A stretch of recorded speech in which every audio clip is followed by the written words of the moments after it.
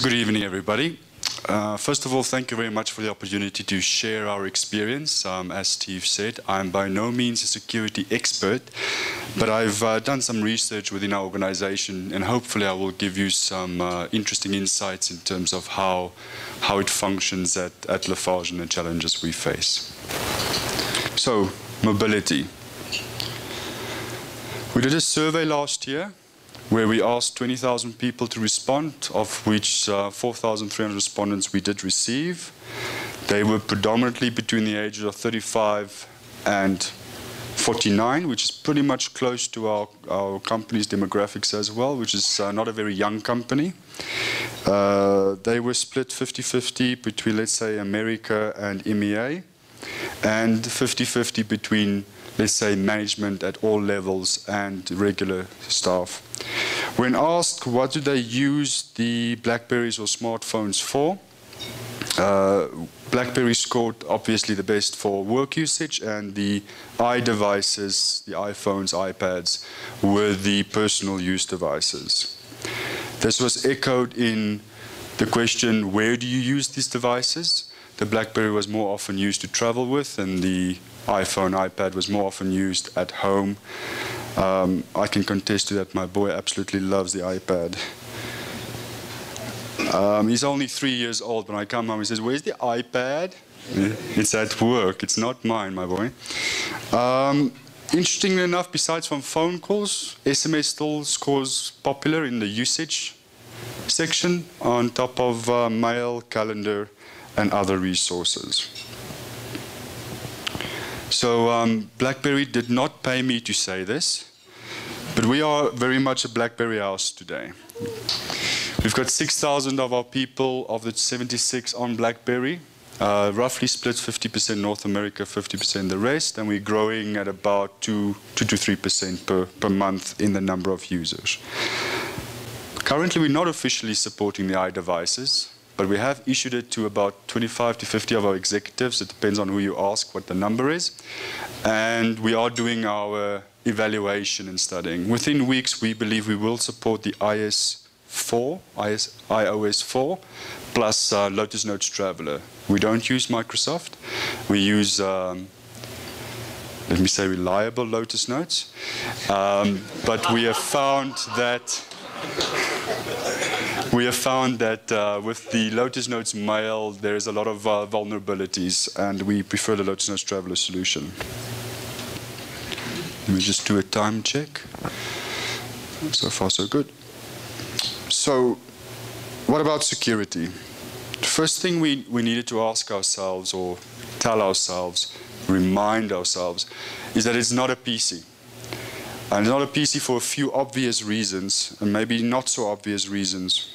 For me, at least, some of this was news when I was researching this within our company. The first one is obvious, and that's the one that Steve also demonstrated or explained to us, is it does get lost and get stolen, much more easier than your laptop even. By some studies, the tendency for it to get lost or stolen is 50% more than your laptops. And the cost, as per Gartner, is about $2,500 per device that gets lost due to the loss of inefficiency, productivity, as well as the loss of the physical data on the device potential. The second one is the difference in the operating systems. I know very little about the technicalities of operating systems, but what I understand is that the OS on your device is simply a stripped-down version because there's not as much memory, there's not as much processing power. So it's really a small footprint on the device, and it cannot quite do what your regular operating systems can do, but also the vendors are getting smarter in the way they are coding those operating systems. For IT and being part of IT within, being part of IS in an organization, we often need to think about how do we support our people. And the fact that the user is becoming more and more enabled to add its own applications, an average of about 40 for your average user on iPhone or iPad, does expose us to new risks that we have not necessarily had to deal with before, or potentially expose us to new risks. I'm aware that the vendors, all of the vendors with the app stores or the application type stores do screening and checking on those applications. But as far as I'm aware, it's not completely foolproof, and it doesn't mean there's absolutely no vulnerabilities there to be had. As you all know, the security aftermarket for the laptop and PC is very large, by some estimation 6.5 billion. Which is not the case for your mobile devices. Well, first of all, the convergence between what you can get for your PC and what you can get for your mobile device is still a few years away from being on the same level.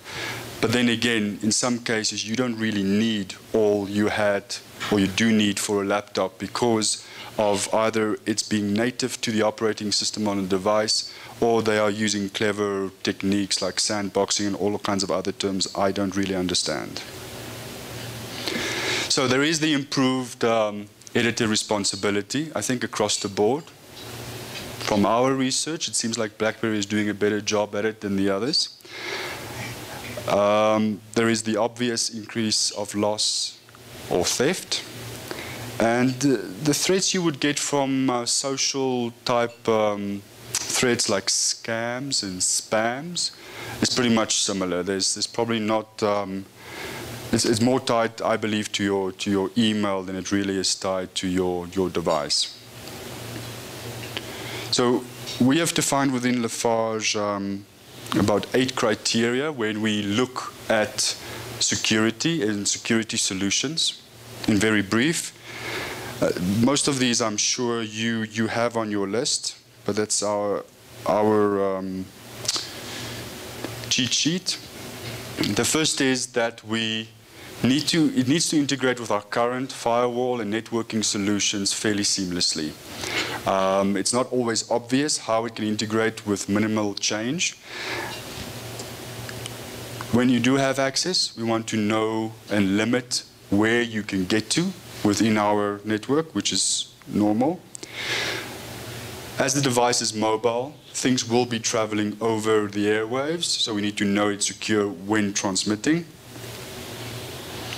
We know that certain files do stay on the device, like a password keeper is a key thing that stays on the device, and we need to understand that everything on that device is in fact secure or encrypted. We need protection against malware, even though the threat is much less than on your traditional laptops and PCs. We need to know who can gain access to the device, as well as when they do have access to the device, limit the use of that device in certain areas. When it does get stolen or lost, we need to be able to lock it down, lock it out of the network. And one of the key lessons we've learned here is that it's not just good enough that there's a tick, yes, yeah, we can wipe the device remotely.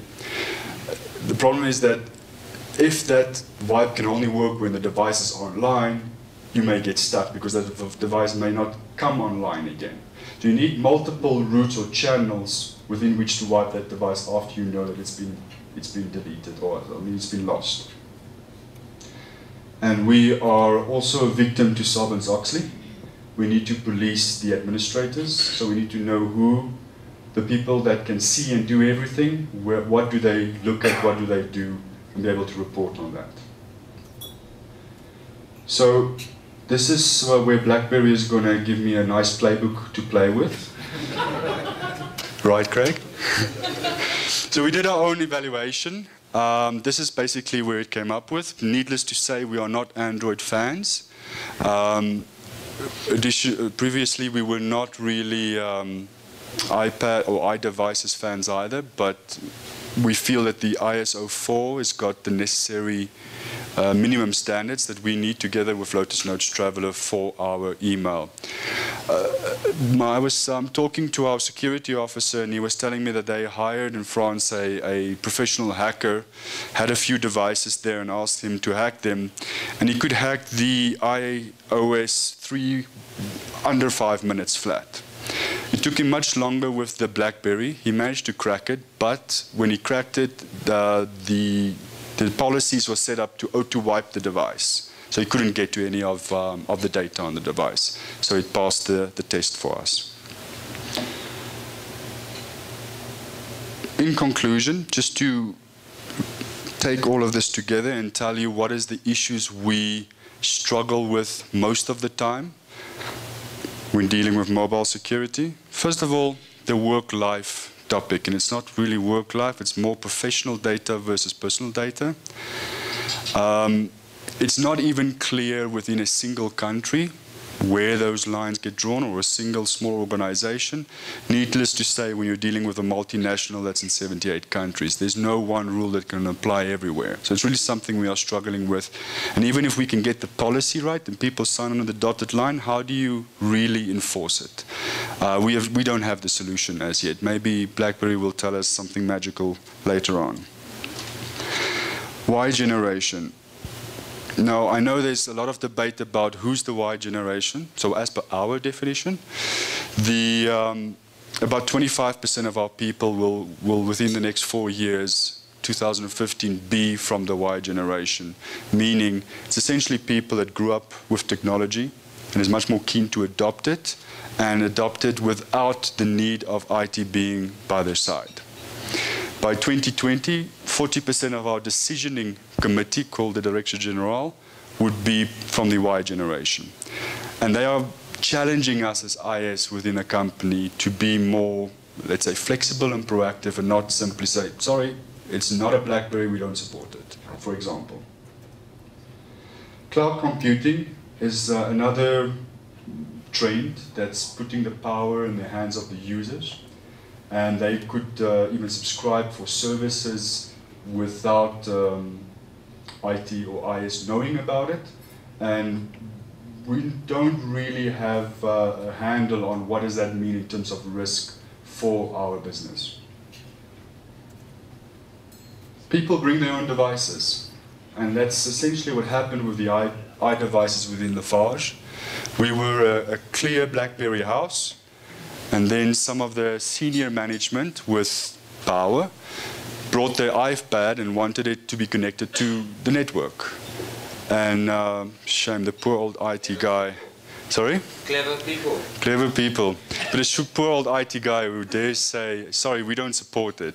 So that kicked us a bit in the backside, and we started to up our game. And that's why within the near future we will be able to support the iOS 4 Plus. But it's the same thing rings true for Android devices or any other type of device. So it's still a challenge we're struggling with. And being a company with 78,000 people, we are, I don't know if it's a surprise or not, but we're still struggling with access management and identity management. We don't even have it sorted out for our traditional endpoints like PCs and laptops. So now you compound that with mobile devices and all kinds of mobile devices, all kinds of different vulnerabilities and operating system, and all of a sudden we are in a little bit of a mess in terms of that. So those are our key challenges we face. Those are the people I have to thank because they gave valuable input, and any question I can't answer, I will blame them. And I guess we can go to Q&A if that's the next step.